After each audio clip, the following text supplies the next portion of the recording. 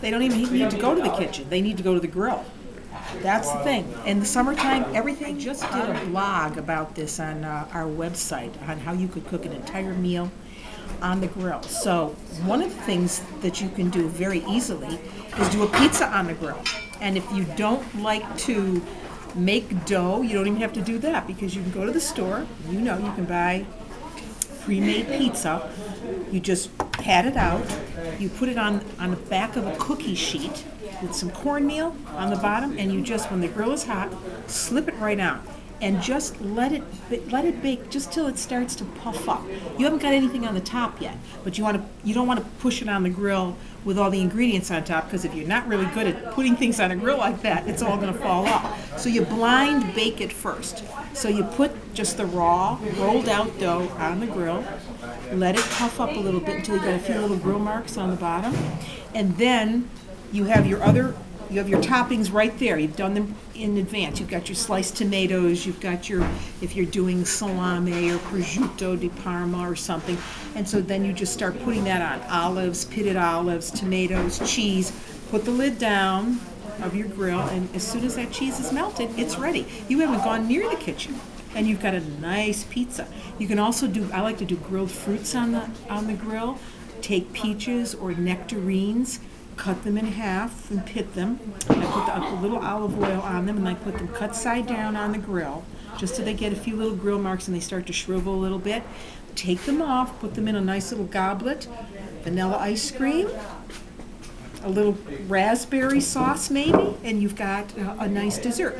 Vegetables on the grill are wonderful. Grilled peppers, grilled zucchini, grilled green beans, grilled broccoli, grilled potatoes, anything that you can think of can go on the grill. And one of my favorite things to do outside on the grill is fish.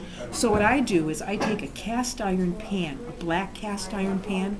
The people, have these from their grandmothers. Or if you don't have that, just a heavy duty pan. I put it on the grill with nothing in it.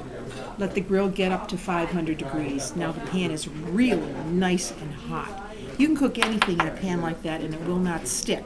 Fish, meat, pork chops, chicken. So I would put the fish in just like that. Let's say a piece of flounder. Just put it in that pan.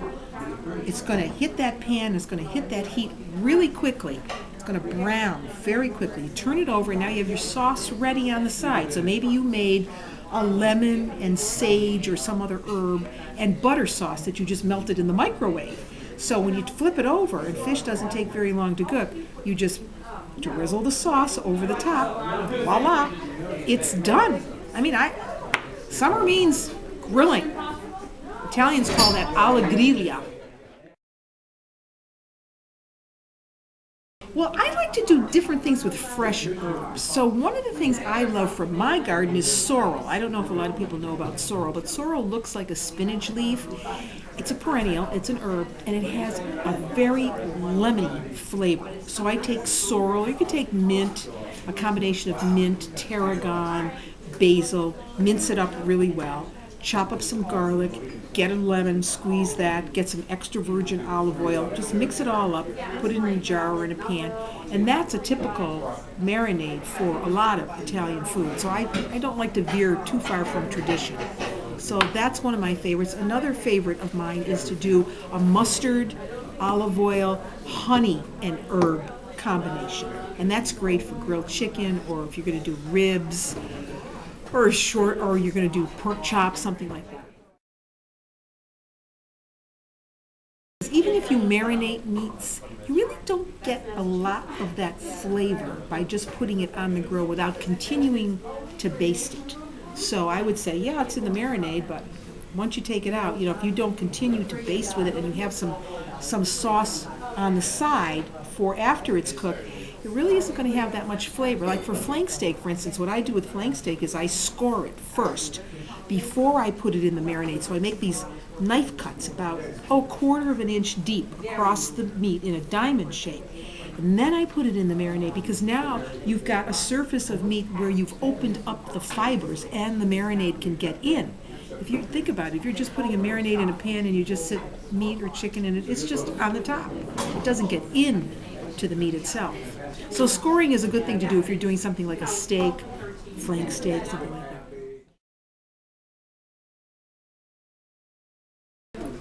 Yes, don't buy convenience foods.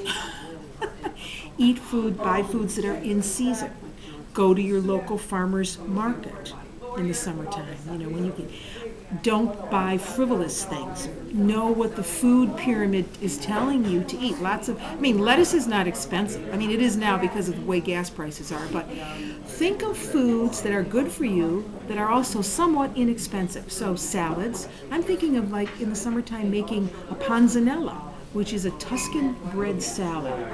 So you would take good bread, let's say a good loaf of whole wheat bread, and you would cube it up as if you were making croutons.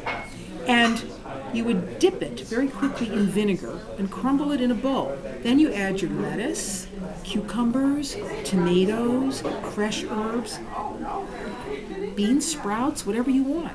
Do a vinaigrette. If you want to add something that's a little bit more hearty to go with it, you could do a grilled chicken breast, or you could do shrimp, scallops, and make that the mainstay of a meal. Instead of eating, going to let's say a fast food place and buying a bucket of something that isn't going to be very good for you.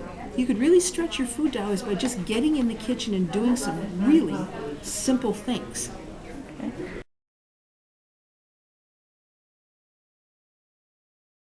Okay, well, pancetta for sure, which is Italian bacon. A huge hunk of Parmigiano Reggiano, which is the king of cheeses from Emilia Romagna. That's always in my refrigerator. A head of lettuce, usually romaine, is always in my refrigerator. And a jar of honey.